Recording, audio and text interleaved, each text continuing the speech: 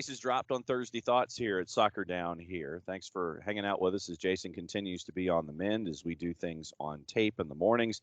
Busy show for us today. There's a lot of stuff that is going on / has gone on in Major League Soccer. Got Atlanta United news. Jarrett and I were at Atlanta United 2 and Birmingham Legion, which was absolutely knockdown, crazy, wacky, standard rivalry stuff. So 6 goals in a match, higher than your high in the season in the series with these two clubs. But yeah, 3-3. We'll talk about that craziness at the Fraction last night. News from around Major League Soccer. News from MLS Next Pro that is interesting, and we'll get into that as we go. And so, of course, and we can talk about Toronto as well, where apparently you will not be seeing Lorenzo Insigne from jump, as the kids say. And this is also the beginning of the opening of the transfer window. So I believe that madness will take on many different forms as we go forward. But before we get into the meat of the show, it's time for the opening kickoff, morning kickoff, brought to us by our friends at Kickoff Coffee, kickoffcoffeeco.com. Use the code SoccerDownHere15. Get 15% off your purchases. And thanks to everyone who has purchased so far and has invested in Kickoff Coffee. I am not a coffee person, but those who have invested in Kickoff Coffee come back to me with rave reviews about Kickoff Coffee. Thanks to everyone who has invested. Use the code SoccerDownHere15, get 15% off. But remember that 10% of the proceeds from Kickoff Coffee go to youth development of the sport of soccer. Very, very cool stuff that our friends at Kickoff Coffee are doing. Don't forget to follow them as well on social media, on the Bird app, on Instagram, and on the Face Space, thanks to our friends in a very meta way. But it's time for the morning kickoff and the opening kickoff. For that, I yield to Jarrett Smith. Chaotic week for sure. Continued to get more chaotic. Atlanta United, more news about injuries, of course. We wondered how bad it might be when Emerson Hyndman wasn't able to go the other day for Atlanta United. Marseille started in New York City in that bandbox game, and Emerson Hyndman's out 4 to 8 weeks. It's another blow. People have asked, and I'm not sure if it's the same knee he had surgery on, but it's also a thigh injury versus a knee injury. But ultimately, it sucks, and it's got to be deflating for him because he had finally come back. He was starting to be able to start games and be able to go for 90 minutes or close to 90 minutes. And it's a big benchmark when you're coming off of a major ligament injury like that, where you're out for 12 months and you're just trying to work your way back into fitness. And so it was exciting for Emerson. So I'm sure it's absolutely deflating for him. And it's deflating for everybody. You know, most of our comments when we asked for comments today and for questions about stuff have been about the injuries.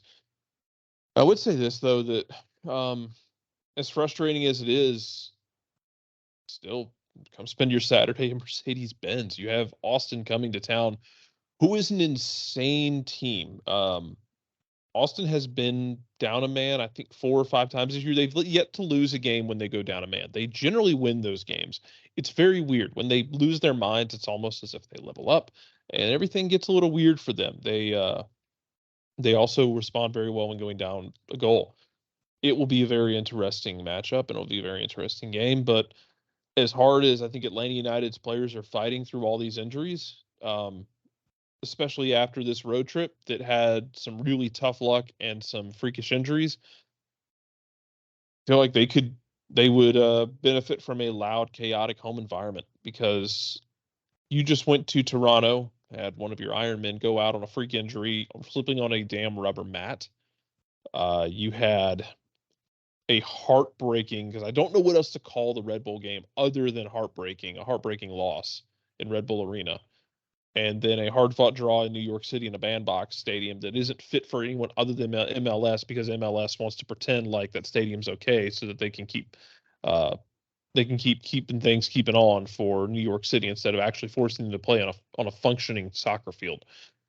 I think to the point now, without it being too rah-rah, that, man, I'm sure the actual players would enjoy the fact that being able to come home and have an environment that's going to be chaotic, because it's one of those things where they've got to put it out of their head that all the injuries have gone on.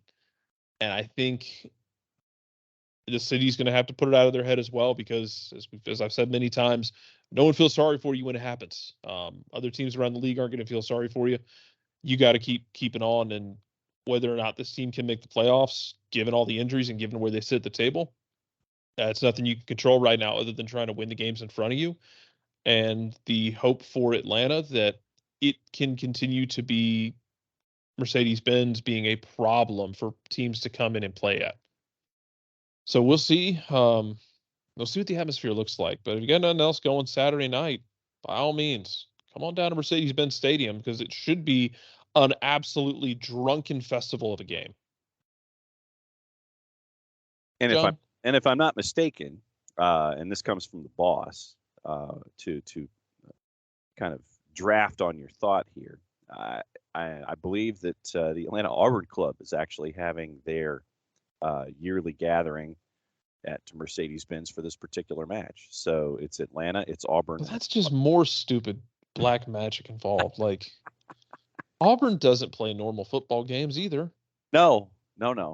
So being in an environment that is absolutely crazy would fit. And so I think the boss is going to be splitting her time with friends who are Auburn and friends who are non-Auburn. But get there early, and I mean it's for a team that continues to, and and I apologize for saying this up front, for a team that continues to bust its ass and not give in and not just sit there and put their hand in the air and go, oh, as you say, no one's going to feel sorry for you with all these injuries, especially with a star on your chest.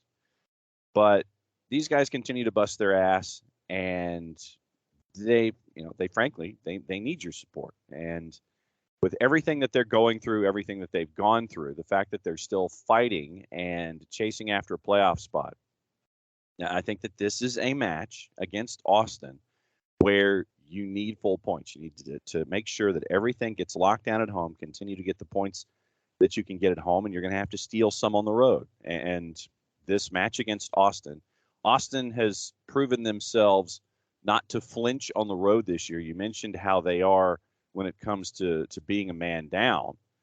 You look at them, in the standings in the West, and right now away from home, they're 6-3-1 away from home this year. They've won 6 of 10 away from Q2, and that speaks a lot to what is being built there in Austin with this team. Right now, they're beating the teams that they should. As they continue to develop, when you have folks like Fagundes and Urruti and just the high-powered offense that is there with guys like Driussi, they're an entertaining lot. And they're coming into your place having done just as well, if not better, on the road than they are at home this year. Should be an entertaining match.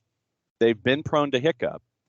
But with what we're seeing from Atlanta United continuing to fight their way into the playoff picture right now, you're looking at 5 points out of a playoff spot. But once again, you're only at the halfway point of the season. So there's plenty of time to make stuff up. There's plenty of time to make room up here when it comes to the playoffs. So if you don't have anything to do and you don't want to sweat outside doing whatever it was you were thinking of doing, go into an air-conditioned environment, have a good time with 30, 35,000 of your friends and catch Atlanta United and Austin on the weekend because they're not giving up and they need the support for games that are as big as this one. And yeah, and I don't mean it to sound like a promo from the movie Starship Troopers, right? But yeah, they're going to keep fighting. It's just going to be a matter of can they start pulling out results with one leg in a cast. Yeah. It's going to be tough. But it's going to be I guess my thing is like it would be even tougher if nobody's there to actually watch it. You know what I mean? Like if the atmosphere of Mercedes-Benz is completely dead, yeah, that challenge gets even tougher for them. Yeah. We'll see how it goes Saturday. I'm excited to see what Austin brings to the party.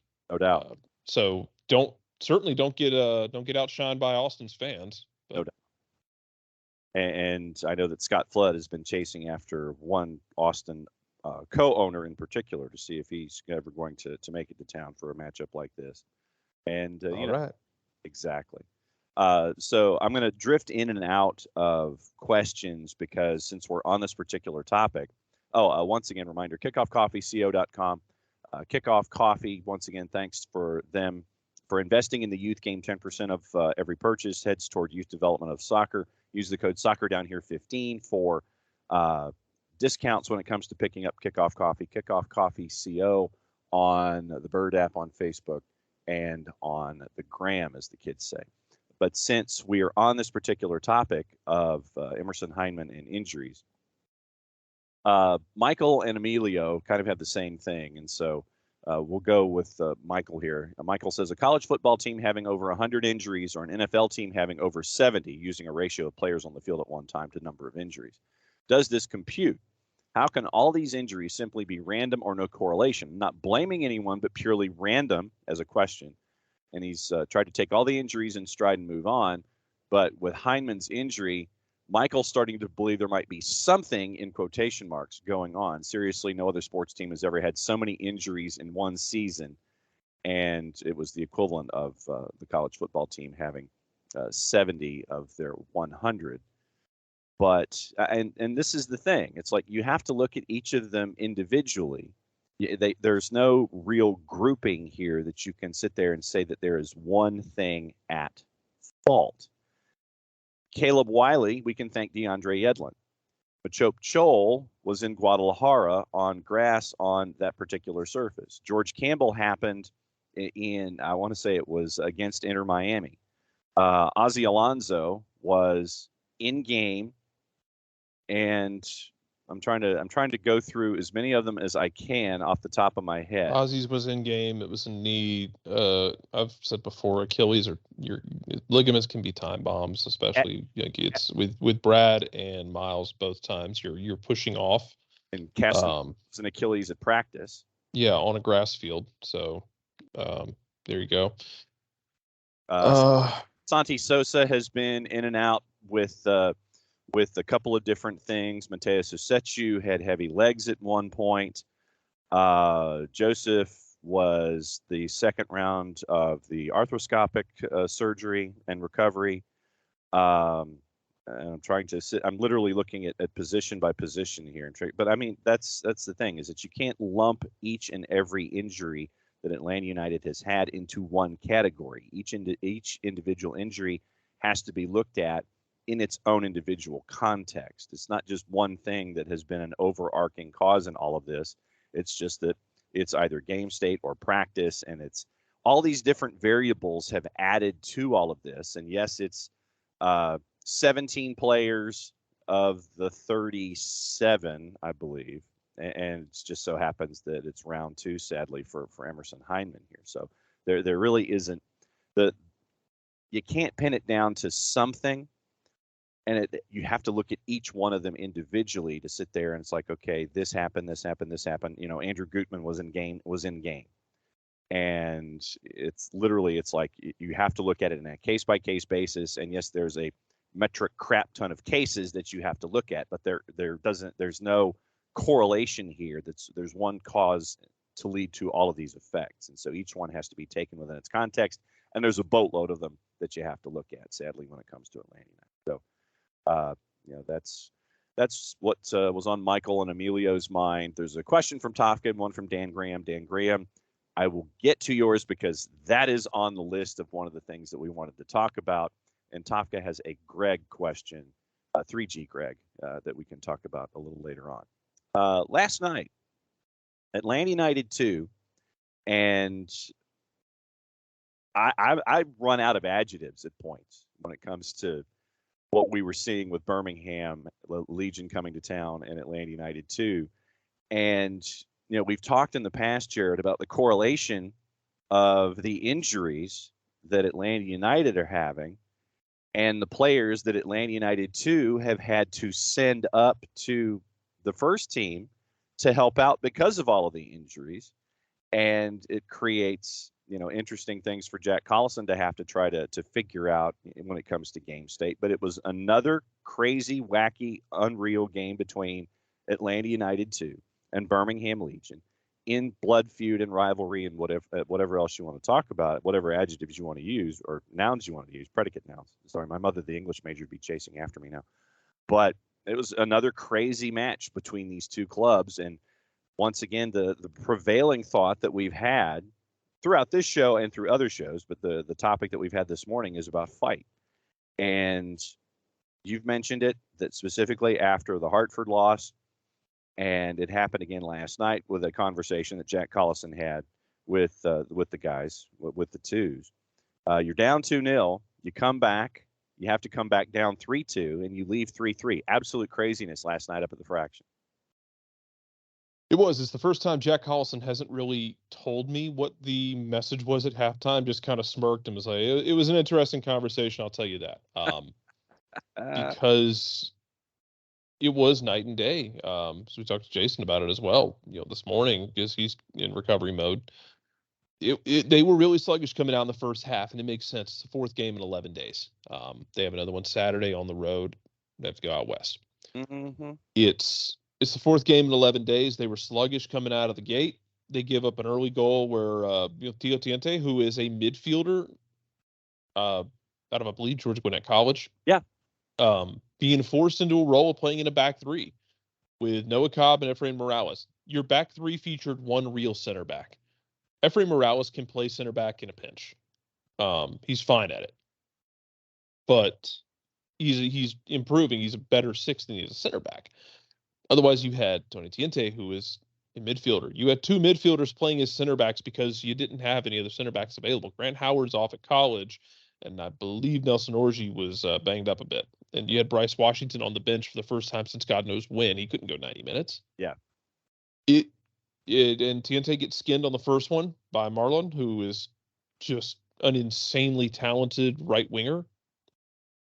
And it's you get hit there. You're struggling to get out in front of the game, and then you give up a penalty early in the second half it's tough luck. I mean, your hand's trailing behind on a cross, and I believe it's Efrain Morales' hand that gets hit, and Justin Garces makes a penalty save, but the deflection falls right to Lapa's feet. Lapa taps it in. There you go. But then Atlanta kind of turns it on, and they scored 2 goals in about 3 or 4 minutes in the 60s. Probably could have scored 3 more if they, a little bit of good luck and a little bit of more clinical finishing. Then you give up the third goal for Birmingham is one of the best upper 90 rockets you're going to see this year. Absolutely wonderful goal. And then, you're scrapping late. You get an opportunity late because Robbie Mertz continues to do Robbie Mertz related things. And I believe he is in a share now for the league lead in assists. He's got 6. So he's had a lot of them in short order. Yeah, he's had 4 in the last 2 games. Mm-hmm. But you showed guts and you showed fight, because even at the end of the game, I was not sure that, Noah Cobb was going to be able to walk off the field. And this was a 2-way street. Birmingham has played a lot of games too, and they only had 5 subs. It was a nice tribute to the first team that Birmingham only had 5 subs available, and one of those was Matt Van Okel, who's the goalkeeper, the usual goalkeeper. Yeah. They were struggling, and both teams were fighting to get it done and to get it over the line, because now Birmingham has to go play in Charleston. Look, we know Charleston's not great. Charleston's going to really put you in a street fight. That much we know for a fact. So I'm going to try something here. I'm actually going to try some radio magic. And see if we can relive what happened last night. So Atlanta United 2, down 2-0 in the 65th minute, and then this happened. He's got reinforcements to his right in Eric Centeno. Centeno, step over. Tries to get past James. Chipped in 6. Header in!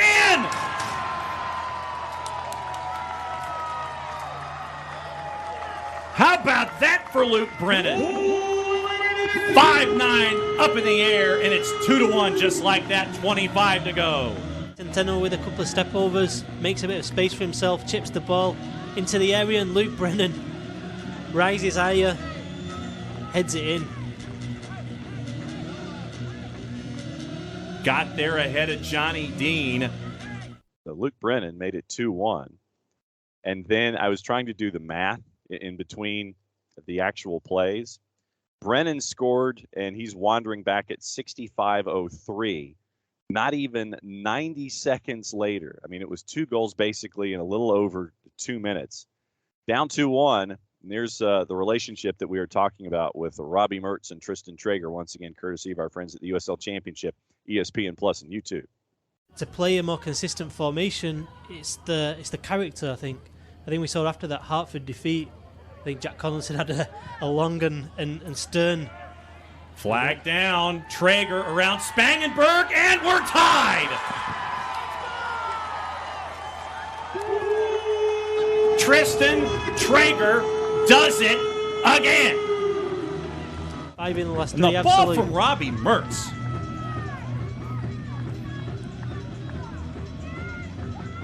Once again, Mertz and Traeger combining, and the perfect placement from the captain. Then the left pass.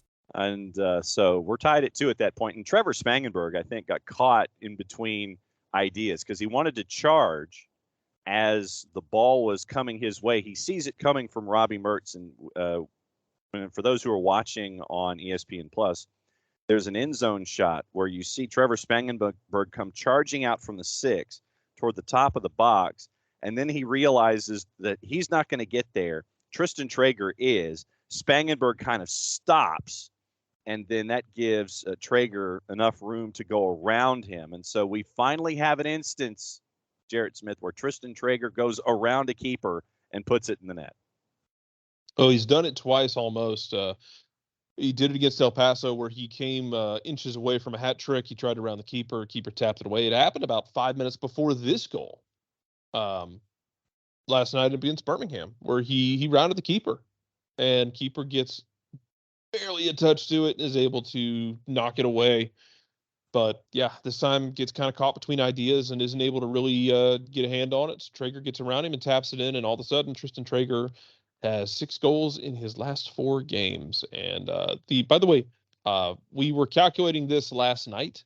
Mm-hmm. The league leader in goals right now is a gentleman who I can't remember his name. He's out at Oakland, plays for the Roots, who scored against Atlanta on a penalty. He scores a lot of penalties. Carlson.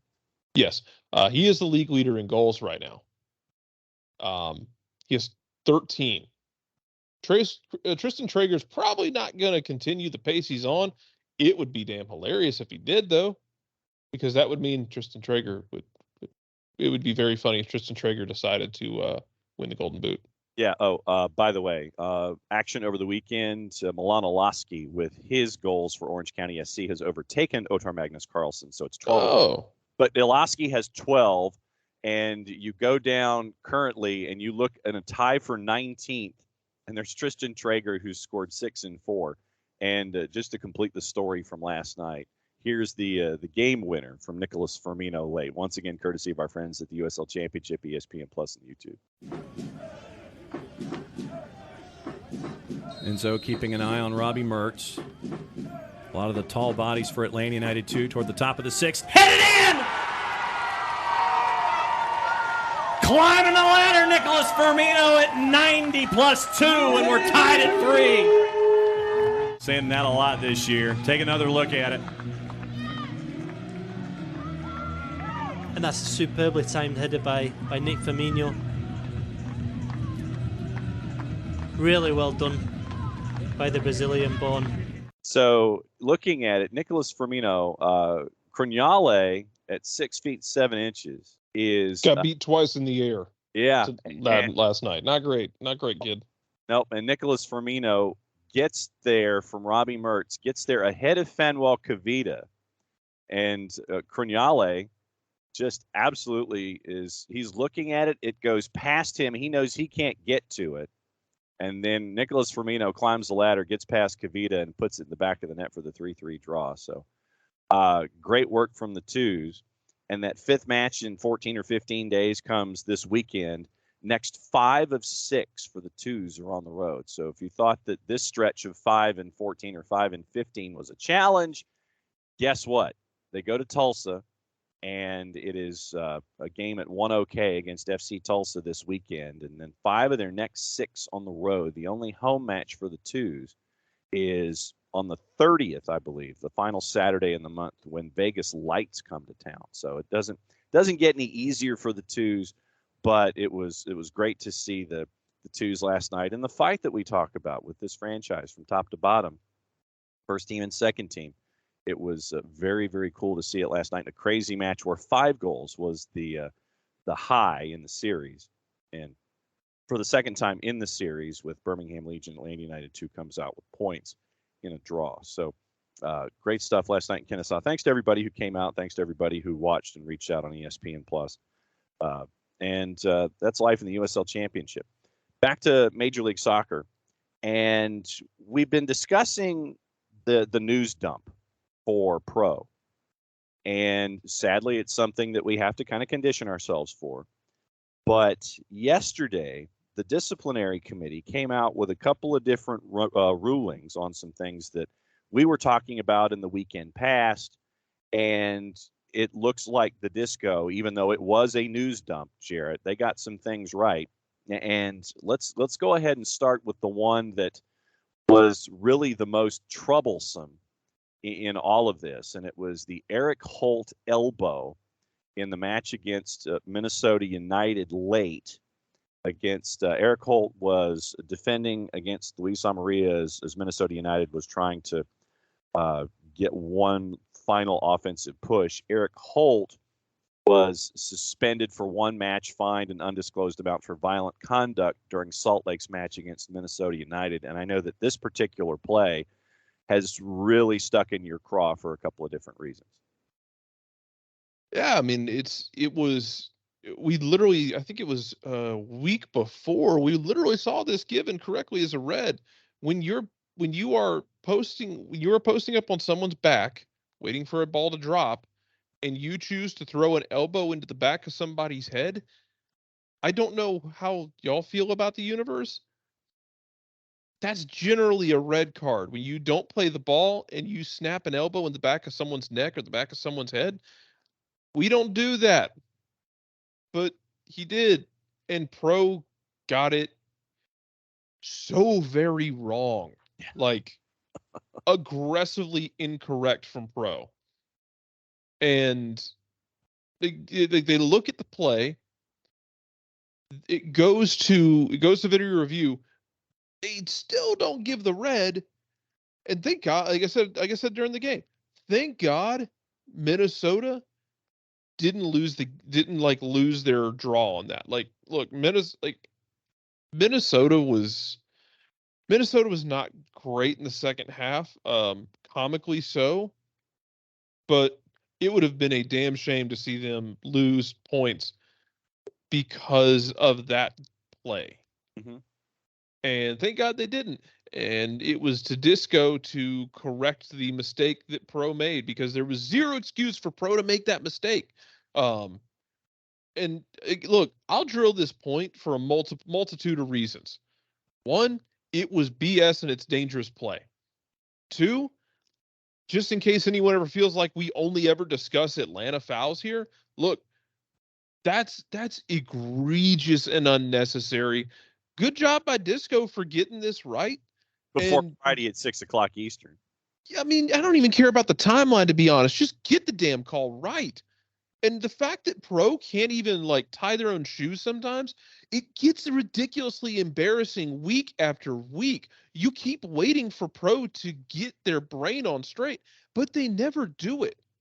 And I don't know what it's going to take for Pro to actually get their job done, but Jesus, it's embarrassing. And and there won't be any punishment, of course. I mean, granted, there's never been a punishment before, so you're not expecting it now. But I don't know, maybe this guy doesn't get an assignment at the center. Maybe the VAR doesn't get an assignment. Cool. You get to be the 4th official standing down there holding the board next time out because you can't comprehend the concept of violent conduct. Yeah.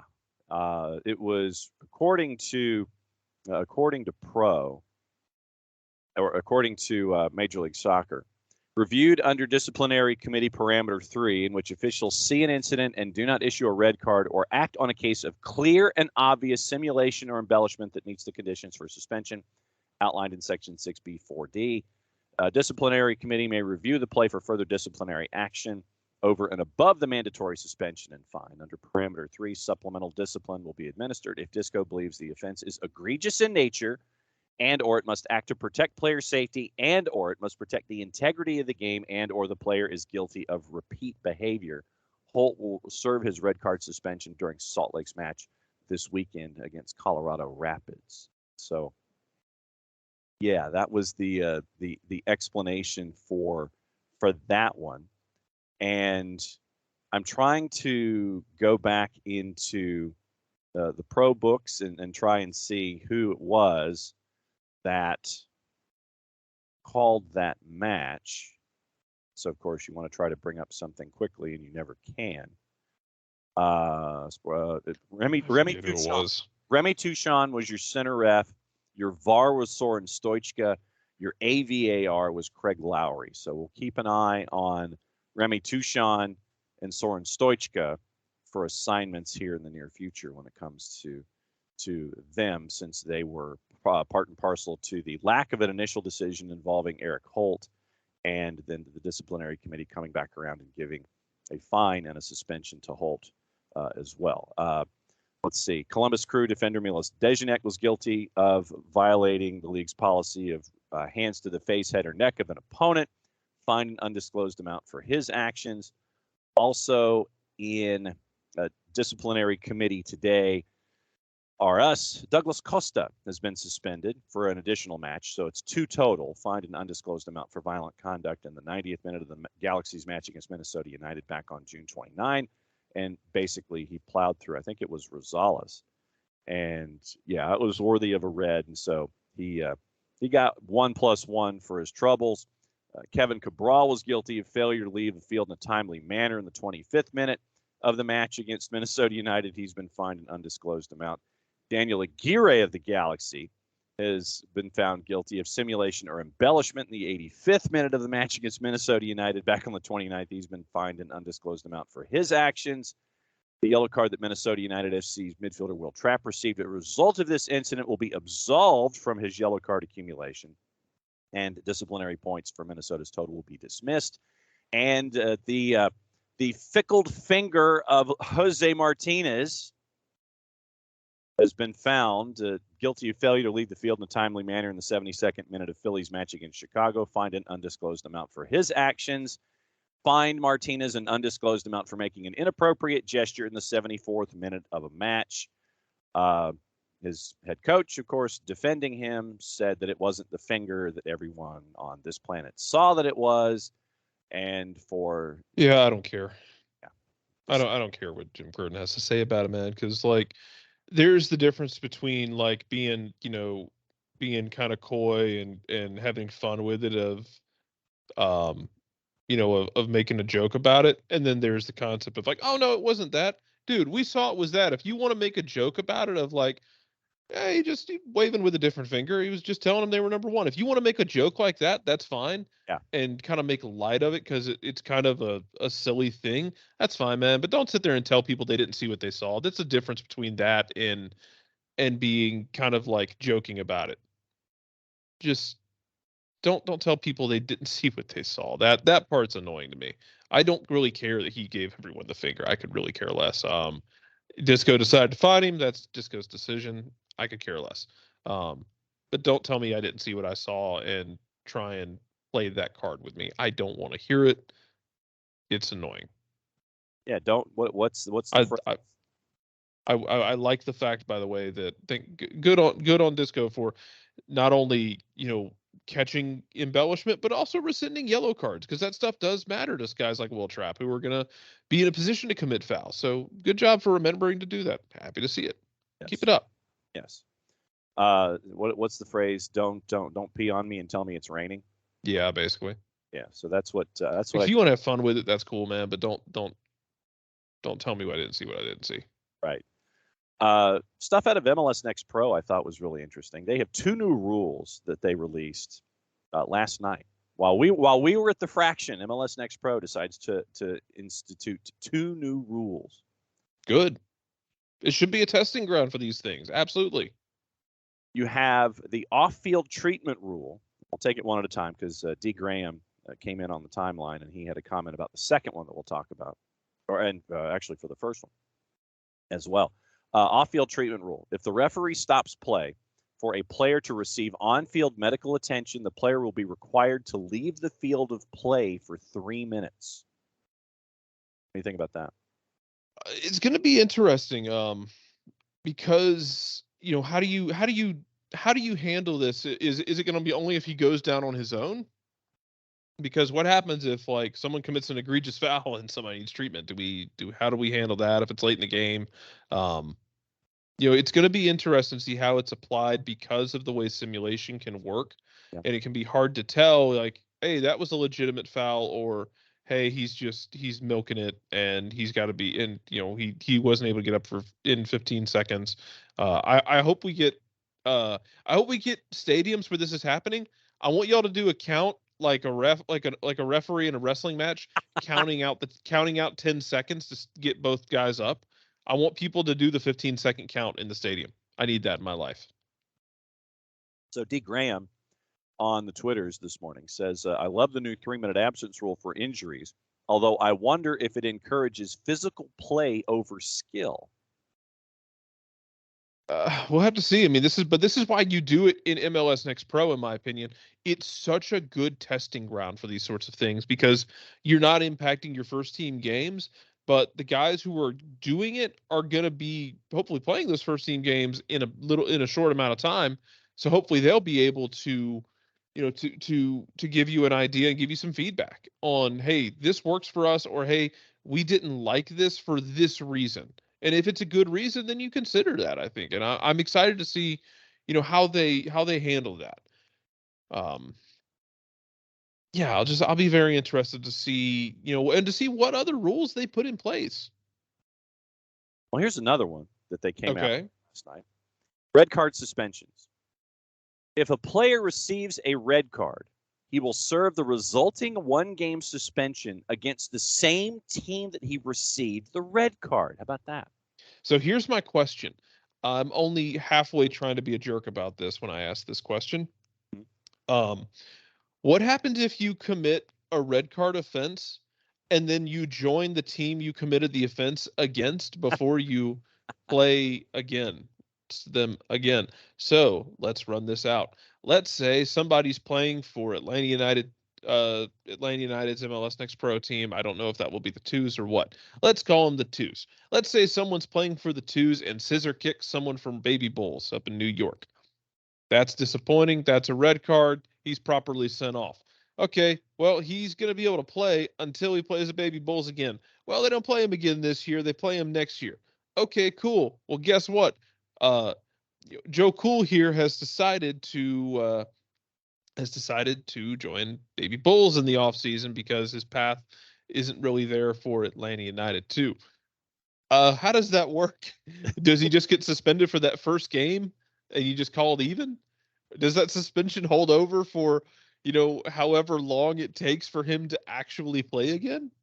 For a different team in the league? Like, I'm very interested because it feels like that's kind of a stupid loophole that I'm making, and it's incredibly unlikely. But incredibly unlikely and MLS just kind of go together.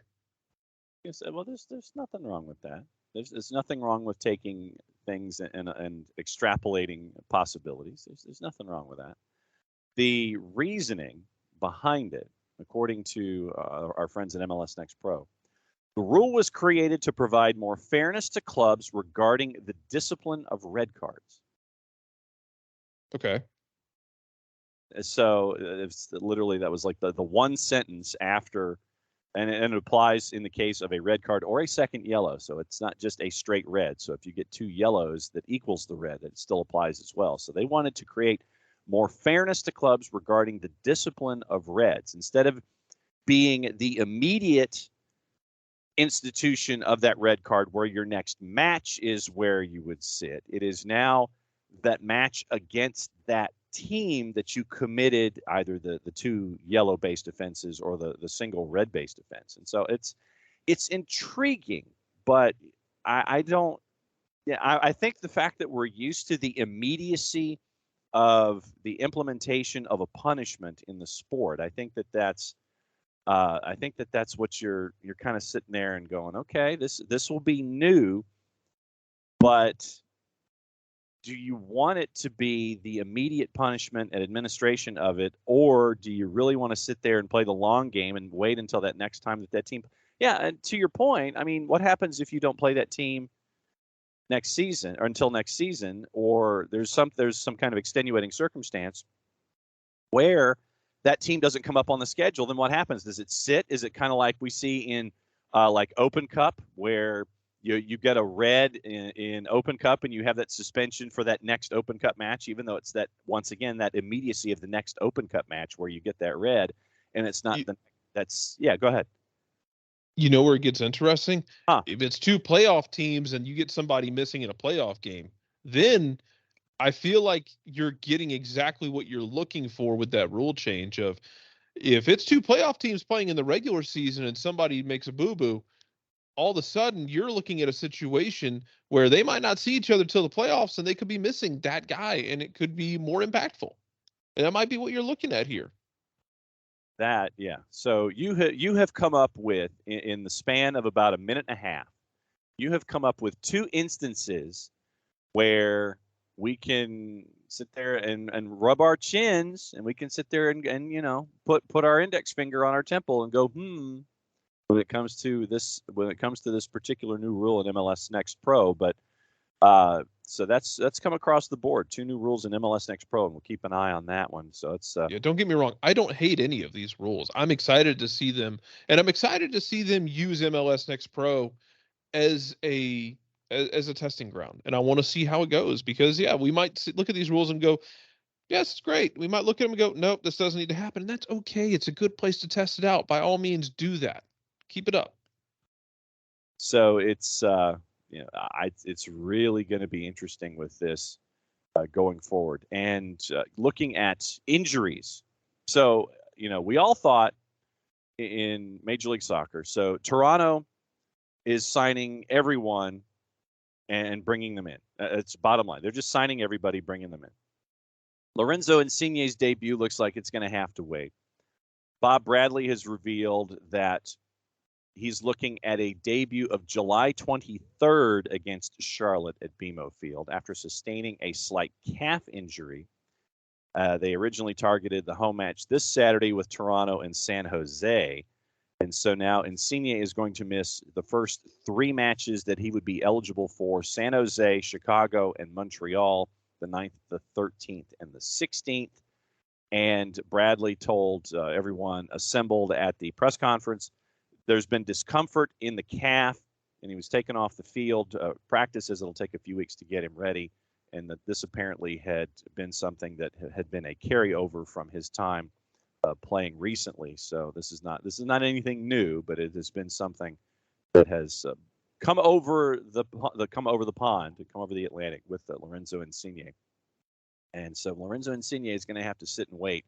And it also looks like Gareth Bale will not be immediately available for LAFC for his offensive prowess. So it looks like Insigne and Bale, it's going to be a while for folks to see them. So if you bought your tickets early, if you just went up to the ticket window and you bought your tickets thinking that, yeah, I'm going to go see Lorenzo Insigne against San Jose this weekend, you're probably going to get the cheap pop opportunity, possibly at a halftime, where he waves at the crowd, perhaps holds up his jersey. You have the presentation, something like that.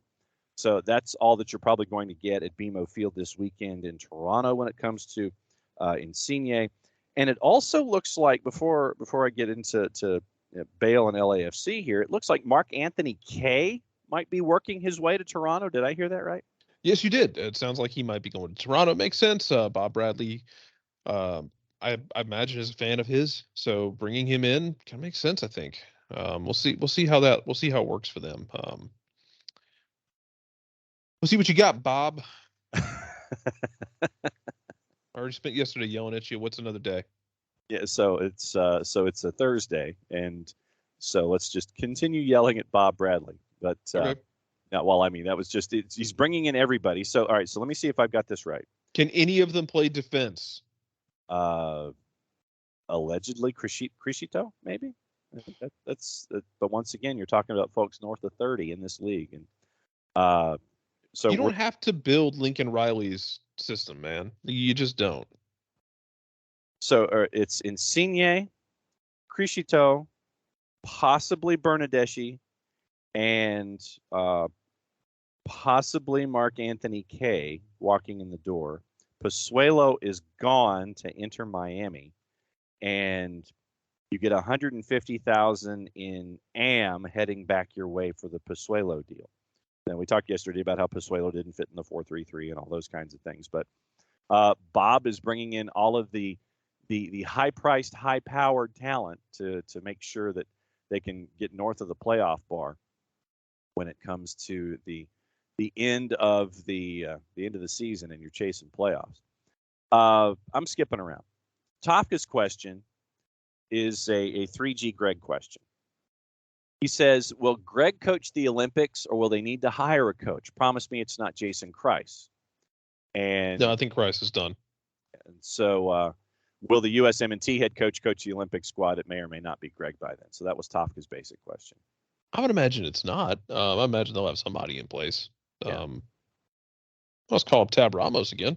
Yes, we can call Tab up and see what's going on with Tab. But no, I don't think that you're going to have the head of the national team coaching the Olympics as well. I think that it's going to be someone else that they have firm faith in with that younger talent that's going to be there. That's a part of the process, but not immediately attached to the process. So I want to see who they do bring in when it comes to next go round of coaching is with the United States going to the Olympics. Let's see. And speaking of teams turning into one particular aspect of life, it looks like the Tyler Adams signing is now official at Leeds. And so Tyler Adams, Brendan Aronson, Jesse Marsh, the 49ers ownership group. So Leeds United is turning into America's team. Sorry. Yeah. I don't care. Good for them. Like, market it up. We saw Venezia do this last year of, hey, market it up to Americans. Go ahead. I mean, we know a lot of them. We know it's different. Like, you have more. I would imagine you have more Americans following Premier League than you do Serie A. They already have their established teams that they love.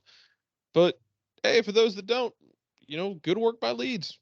Tap deeper into that American market that is surely still has some parts that are untouched.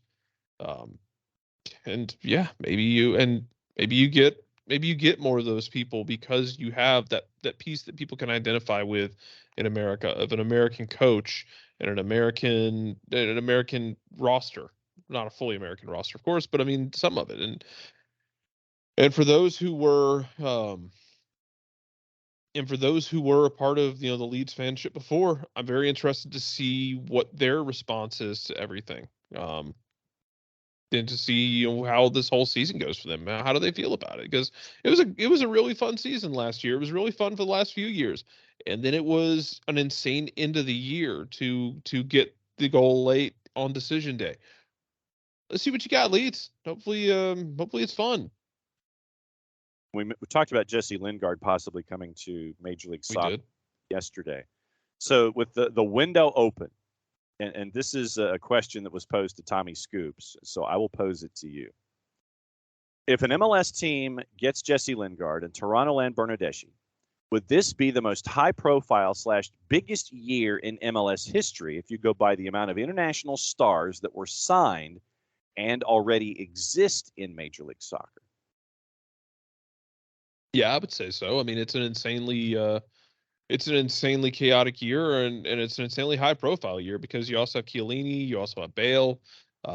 You brought Shaqiri to Chicago in the preseason. Like, it feels like it has been a shift of we know MLS has become, it's not a retirement league, and we know it's become more so that league that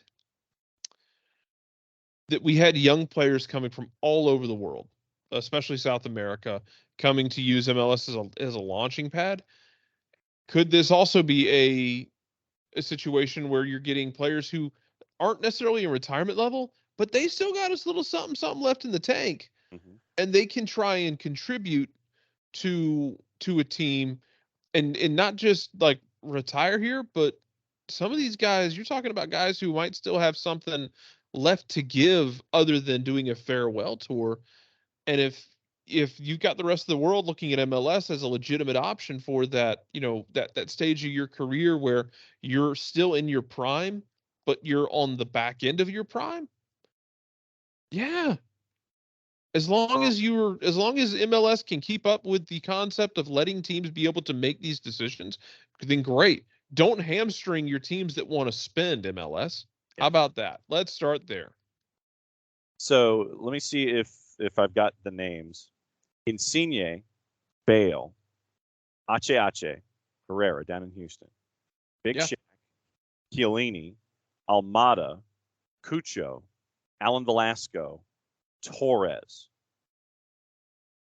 So that's where we are right now with all of the inbound, and it is officially official. Toronto has traded Alejandro Pozuelo to Inter Miami for $150,000 in GAM and a sell-on fee. 26 goals, 31 assists, and 88 TFC appearances after arriving in an $11 million transfer from Genk, moved for $150,000 in GAM and a sell-on fee. So that's officially official from Toronto. We'll see how it goes. I'm looking at this going, Chris Henderson, you're yeah, brother, you are the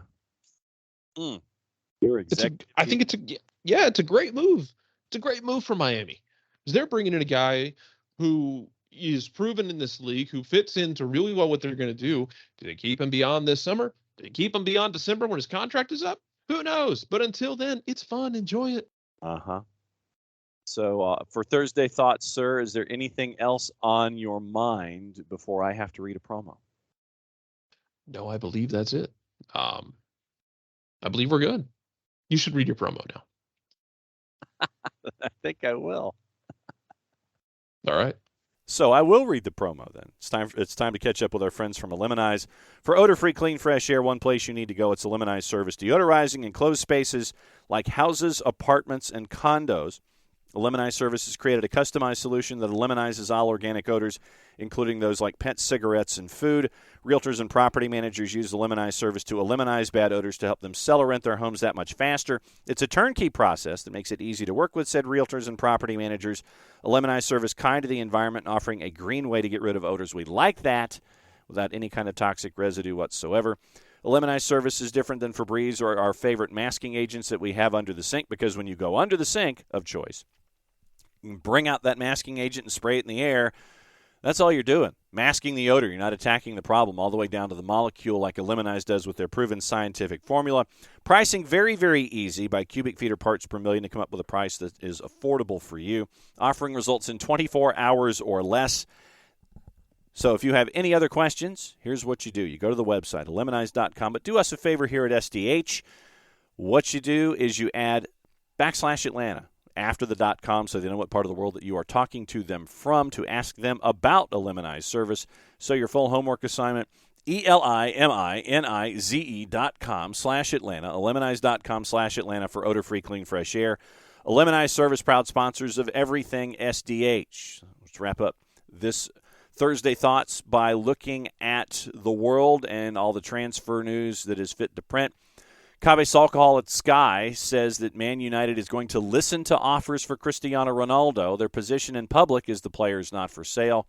Quoting Salcahol, one of the most legendary players to have ever played for the club, so they're not going to get into a war of words or a transfer tussle with him over the summer. It would suit all parties to get a deal done.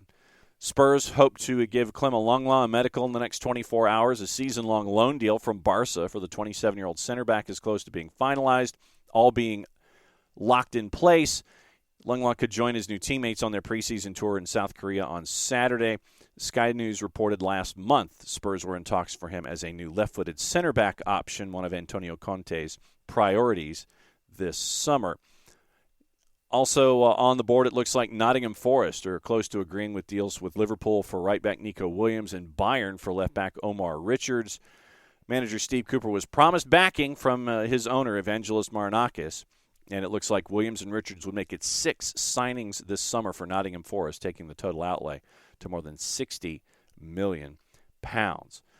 We mentioned earlier in the show the signings of Luis Sinisterra from Feyenoord. That one was looked at in the neighborhood of $25 million.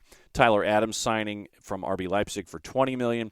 Recapping the other signings, Brendan Aronson from Red Bull Salzburg and Rasmus Christensen from Red Bull Salzburg for totaling just under £35 million. Mark Rocca from Bayern Munich for $10 million. Darko Giabi from Manchester City for $5 million. So if we do the math, 25, 45, 80, 90, 95 million pounds in signings so far in only 6 players: Sinisterra, Adams, Aronson, Christensen, Roca, and Giabi.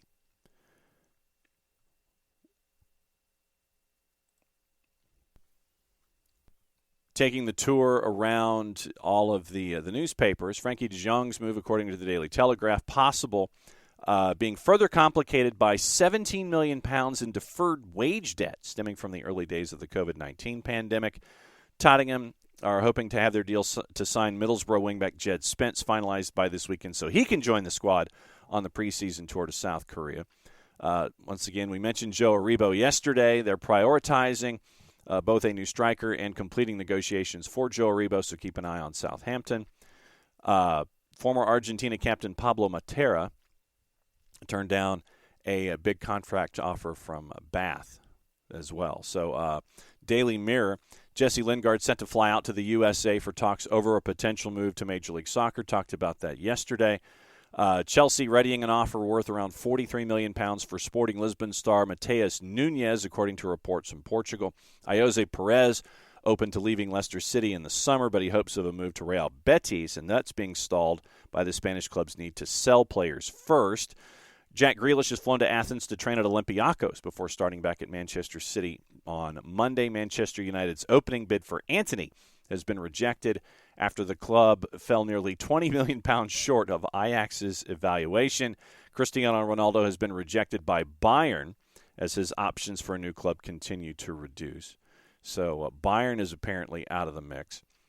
And according to the Times, as the Cristiano Ronaldo saga continues, Manchester United still have no idea when Cristiano Ronaldo will return for the club for the preseason. Everton are set to offer Anthony Gordon a lucrative new contract to stop any interest from Premier League rivals Newcastle to bring in the top talent there. Callum Hudson-Odoi has resisted calls to switch international allegiance to Ghana and join his former England U21 teammate Tariq Lamptey. According to The Guardian, this is interesting. No, and that's a track piece news. I thought it was solid, but it's no fair. So disregard that note from The Guardian. Daily Star, Juventus are struggling to find buyers for Moise Kean, Adrian Rabiot, Aaron Ramsey, and Arthur Melo. If you ask Nick Alifi, he would love to see Moise Kean in Major League Soccer. So maybe that will happen. Nick Alifi, make that happen. Do your magic, sir. According to The Independent, the match-fixing investigation is now underway in Sierra Leone. We talked about that a couple days ago after promotion rivals Gulf FC and Kahula Rangers won matches that kicked off at the same time, 91-1 and 95-0. Daily Express, Chelsea's £10 million deal to sign Gaga Slonina from the Chicago Fire has gone quiet since Petr Cech and Marina Granovskaya have gone out the door. Marcos Alonso considering handing in a transfer request as Chelsea continue to block the move he wants to Barca. And a couple of notes out of Scotland. Celtic have been offered hope in signing Vinicius Souza, who is yet to make a final decision on whether to join PSV, although a decision on his future is near, according to his agent. Rangers set to boost their young talent, signing St. Mirren starlet Dylan Reed, and also they've set their sights on Genk winger Theo Bongonda, who could be available for around £6 million as he enters the final year of his contract. And one final note out of the Premier League, Chelsea have agreed to personal terms with Raheem Sterling ahead of a £45 million transfer from Manchester City. That comes from James Ollie at ESPN FC. You have the exact transfer fee yet to be finalized, but it looks like it's $45 million plus add-ons in that neighborhood. With Lukaku back on loan at Inter Milan, N'Golo Kante is Chelsea's top earner on $290,000 a week. Sources have suggested to Ollie Sterling's wage will surpass that figure.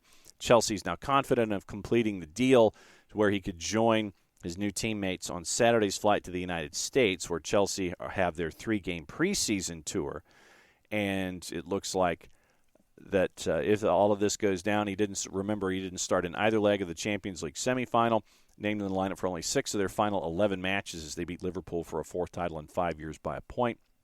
Sources told Ollie Sterling held talks with City at the end of last season. Both parties amicably agreed into exploring a possible transfer.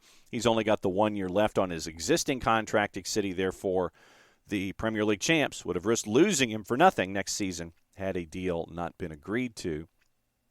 339 appearances for City since joining from Liverpool in 2015, 131 goals. The Chelsea are remodeling their attack, according to Ollie, with sources confirming a £60 million bid has been sent out for Rafinha from Leeds United, and Thomas Tuchel still holds an interest in Robert Lewandowski, although it is thought that both of those two, Rafinha and Lewandowski, would like to go to Barcelona.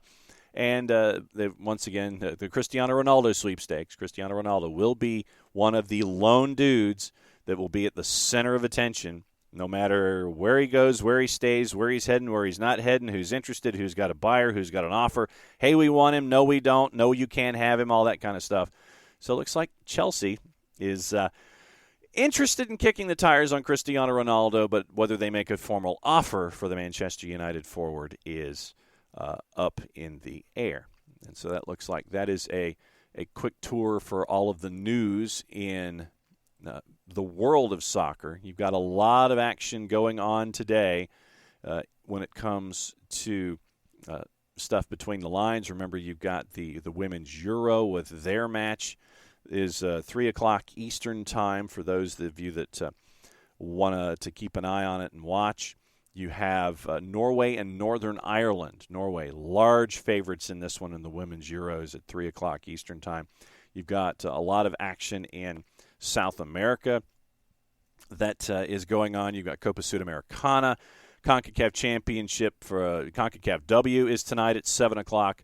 Jamaica and the United States. The United States is a minus 5,000 right now, going up against Jamaica as a plus 39.86. Colombia, Brazil, Venezuela's premier. You've got League Two. The Liga de Expansión is going tonight in Mexico. You have Copa Libertadores, Copa Sudamericana. There were a couple of surprises last night in the competition. And the biggest ones, River Plate out from Vélez with a goalless draw. And so Vélez Sarsfield went past the 90 minutes of River Plate out in the playoffs. That was a big one.